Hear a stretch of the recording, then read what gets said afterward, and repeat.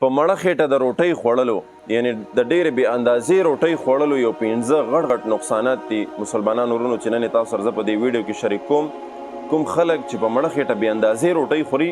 نو دغسې خلکو ته به 15 قسمه نقصانات چې دی دا پیښیږي. یو دا چې دی به د عبادت په لذت باندې نه پوهیږي، د عبادت په خوند باندې به نه پوهیږي چې دی بې اندازې او ډېر په مړه خېټه باندې دی روټۍ خوري.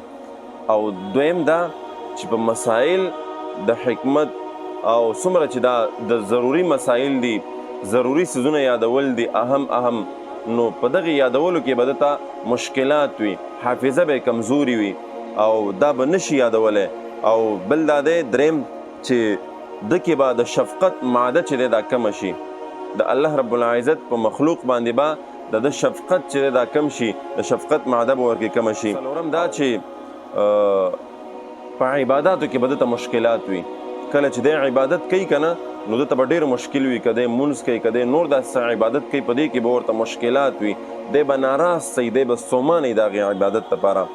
او پنځم ورځ په ورځ به د خواهشات زیاتیږي. خواهشاتو نه مراد دا چې د دنیا سره به د مینه پیدا کیږي، بلا ضرورته چې کم څیزونه دي هغې طرف ته به د رجحان ځي، دی به د هغې سره چې دی مینه به د هغه ورسره پیدا کیږي، خواهشات به د ډېرېږي. نو لہذا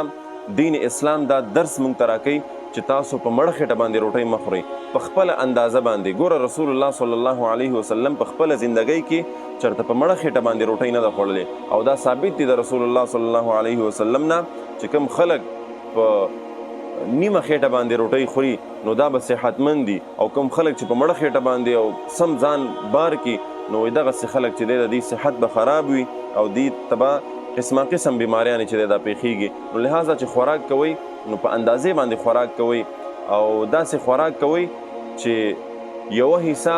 ستا د خوراک شي، بله حصه د هوا دپاره شي، او دریمه حصه د اوبو دپاره شي. داسې خوراک پکار دی چې مونږ تاسو ونه کړو چې د هوا یعنی د سا اغستو چې کومه حصه یې هغه مونږ په خوراک ډکه کړو، د اوبو هم ډکه کړو، نو بیا یقینا انسان ته قسمه قسم چې دی دا بیماریانې دی راپېښیږي، او ساینس او ډاکټران هم د دې نه منع کوي. ولهذا په مړه خېټه